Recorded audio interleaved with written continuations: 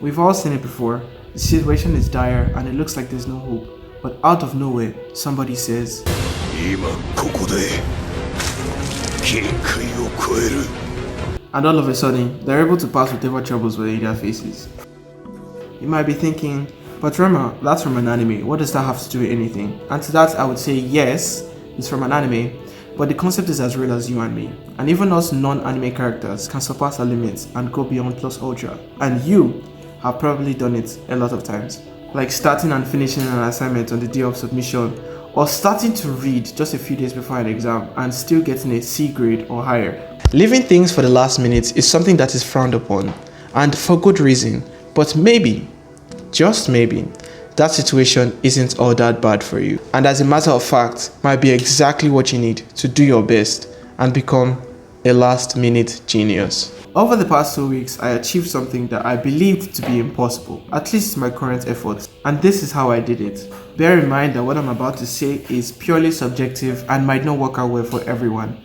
It's fine if you disagree. We are different people. That aside, I do hope you enjoyed the video.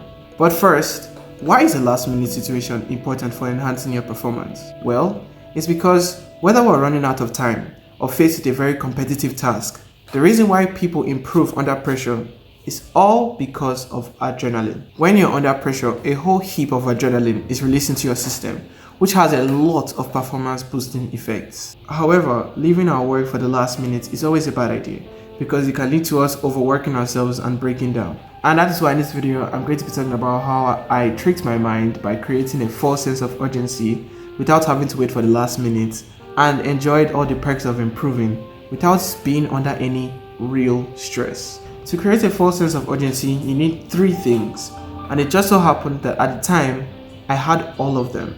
But first, what did I do?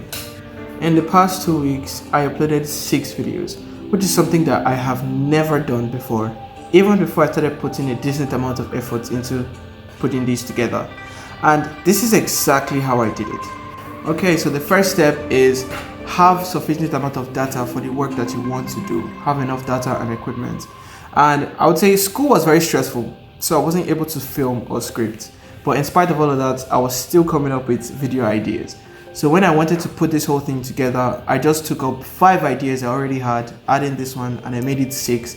So I already had the data and equipment that I needed to do this task because I didn't need to start coming up with new ideas. The second step is establish why it is urgent. Now for this, I decided to make a public announcement on my Twitter page. And why I did this is because, at least to some extent, some people will be able to hold me accountable if I failed to achieve this. Also, having it out there was kind of like a public reminder that I made a promise to myself. And I didn't want to break that promise because 1, it would be pretty embarrassing. But 2, I also didn't want to start losing faith in myself because I wasn't really feeling myself at the time.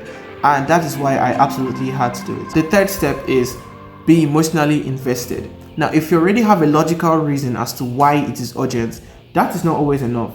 Because what is really important is that emotional investment. Because that emotional reason is what will really sell the last minute scenario to you and actually make you feel like you have to do this. I had an emotional reason to do it. I wanted to remind myself that I was capable enough and that I could still make videos. But that would have not been enough, because a day before I started this whole stuff, I received a personal comment from someone I really respect. Safe to say, this hit deep, and I got really pissed after reading this.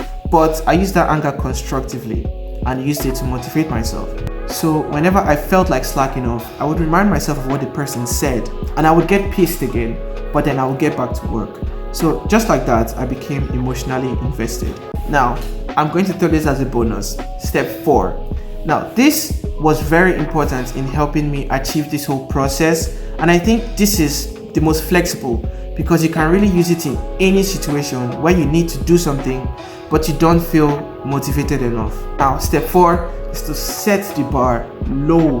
When I planned out the schedule, I told myself I was going to make 6 3-minute videos so that I'll be able to reduce the amount of stress that I put on myself.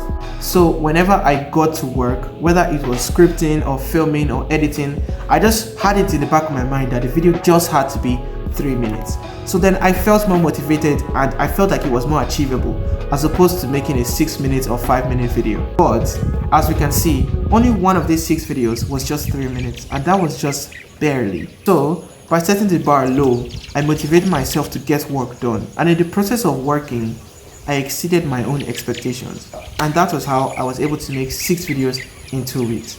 I hope you guys enjoyed the video, and I hope you guys found it helpful. I hope you guys also find creative ways to use a false sense of urgency to trick yourself into doing things that you didn't think you were able to do. These 2 weeks have been stressful, and I'm going to go back to my 1 video per week schedule. But at least I can look back at this and say, yeah, I did that. Thank you for watching this video. I really appreciate every single one of you. Thank you for watching, and I'll see you guys next week.